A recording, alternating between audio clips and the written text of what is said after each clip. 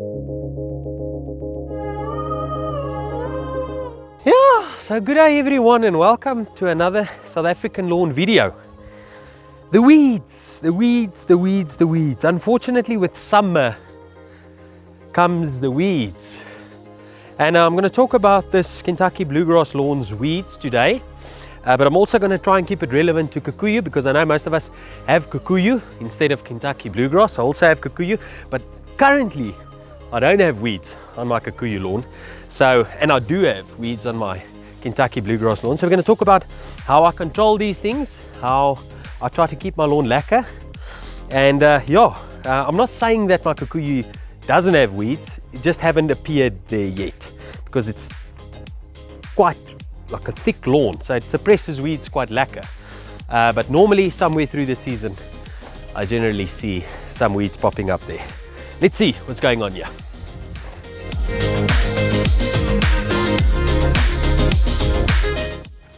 Yeah, always the same thing, eh? Always this yellow Oxalis. As you can see, it's gonna set a flower now. Beautiful little flower. Too small for flower arrangements, but you know, they irritate me. I'm gonna try and take control of them. But always on this lawn, the same thing. I've got yellow Oxalis.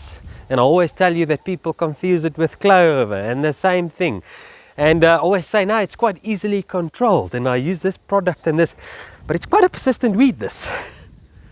Maybe I'm not that as good as I think with this weed controlling thing. However, you know, Rome is nie in 'n dag gebou nie, so you have to do 2 or 3 applications. I've already done 1 application. I should have done another application about a week ago. So the thing that I want to say is with weeds, it takes multiple applications, not too many. You don't want to do every time when you take your spray out, spray weeds. But when you've got weeds like this yellow Oxalis here, it does take 2 or 3 applications. The reason why is this area I've maybe sprayed there an active part, but then only later this one started coming up. So that's the reason why, like every 2 weeks, you want to do it over like, let's say 4 or 6 weeks, 3 applications, or as soon as you stop seeing them, then stop applying the chemical. You know, also good idea to use 2 or 3 different chemicals mixed together, because sometimes these weeds, they are like people with the coronavirus. This thing, we build immunity and then it mutates. So this thing also builds a bit of immunity if you use the same chemical all the time. Same thing with like funguses, those type of things. I'm not so clued up with these things, but they build up immunity against the certain chemicals. So you've got to sometimes gooi the curveball so you can nail it with something else, you know. Okay, another heartbreaking thing. The other weeds that's starting to appear. Things that I haven't seen before. Ouens, can you see that? Can you see that? Paua einua. Paua, got that now as well. The one that I thought I will never have. Wonderlawn, I'm also now a Wonderlawn Nutsedge, the one that I said in my live stream video that I think I nailed it. Yeah, obviously not. All right. Okay, so while I carry the products that I'm going to apply today onto the lawn here, let's talk about the weeds. Flippin', so what? You know, for the last 3 years or 2.5 years I've had this lawn, I've never had it without a single weed. And I've received numerous, tons, really, and I'm not bragging, I'm just saying, people always compliment my lawn, with the weeds or without the weeds. So is that a deal breaker? No, not really. In my opinion, you live with the weeds. I'm not saying let them take over. What I'm saying is don't. The only one that really kind of gets me down a bit is this power, because there's not really much I can spray to suppress or kill power in this Kentucky bluegrass lawn. However, with kikuyu, you've still got products to actually nail your power. So am I worried about the weeds? Not really. I do spray them from time to time to suppress them and keep them as little as possible. But you know what? If they mown the same height as the lawn, it still looks, well, I don't know, you decide how it looks.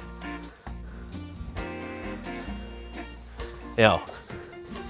Yeah, okay, lekker. So let's quickly go through the products that I'll be using today. And this is not an in-depth video on herbicides. If you're looking for an in-depth video, I don't know, go watch another channel. Maybe lawn tips or lawn care nut, I don't know, whatever. Go and watch that. The reason why I'm not doing in-depth is because I want you to open your bottle or the label and read the label. That's the thing that I want to get to, because people double the amounts and then they kill their lawn. I don't want that. Go and read your label and rather do 2 or 3 applications instead of doing 2 or 3 applications at once.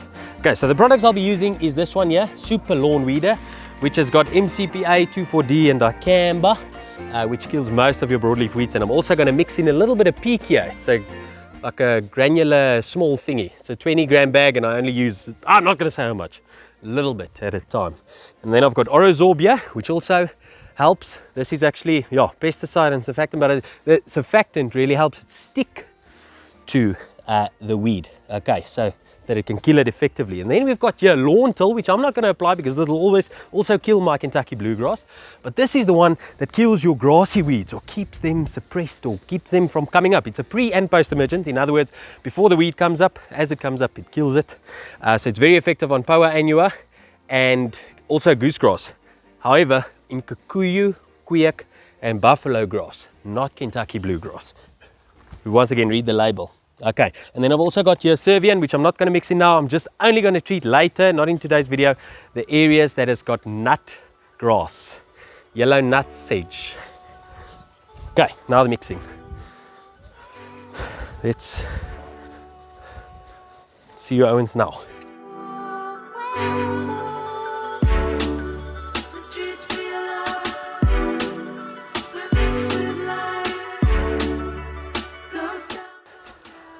Okay, lekker. So I hope my lawn's dry enough because there was quite some dew on the grass, but there's definitely dry. Only this area, but luckily there's not a lot of weeds here. But the thing you want to keep in mind is if you blanket spraying, in other words the entire lawn, then walk in straight lines and see that you don't double spray an area, because that could also hurt your lawn, if you get what I'm saying. So I'm only going to spot spray. I'll always spot spray weeds. And the reason for that is I just can't see the reason why I should add chemical to an area which doesn't really need it. So especially then make sure that you don't stay too long in that area and apply too much chemical and hurt your lawn at the end of the day.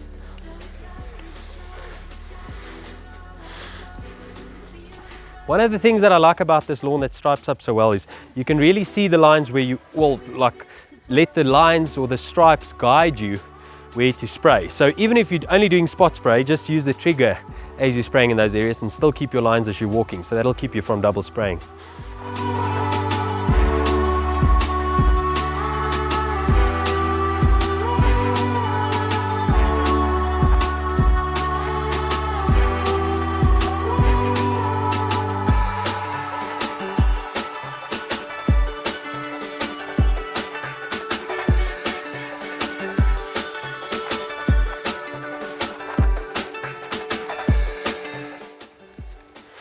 Okay, so when you spot spray, actually it's getting a little bit windy now. Not the end of the world, just got to check that it doesn't drift into the garden beds too much. But when you spot spraying, I just want to show you an area. So like, if you've got an area like this, there's not even, here's some weeds. Let me just show you what I would do. I would stand over it, start from one side, just spray over it and finish and claw, and you can move on. You don't want to over apply those areas. Okay, Owen, so that's going to wrap it up. I've only got about 500 mils of liquid left in that sprayer, and I'm probably going to use that on the pavement. So yeah, in conclusion, weeds are weeds. You've got to learn to deal with them and keep them under control. In my opinion, not a real deal breaker, especially broadleaf weeds, the ones that we tried to control today. The grassy weeds a little bit more tricky, but I promise you the active ingredient in Lawn Till is fantastic. On kikuyu, kweek, those lawns, it really controls those grassy weeds quite effectively, especially the annual ones that grows from seed.